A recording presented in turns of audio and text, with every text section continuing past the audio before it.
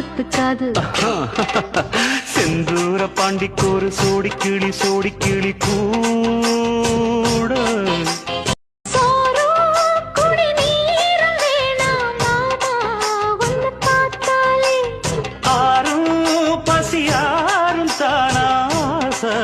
மொழி கேட்டாலே ஒன்ன பிரிஞ்சிருக்க தன்னந்தனிச்சிருக்க அம்மம்மாடி அப்பப்படிய மனசு ஒத்துக்காது.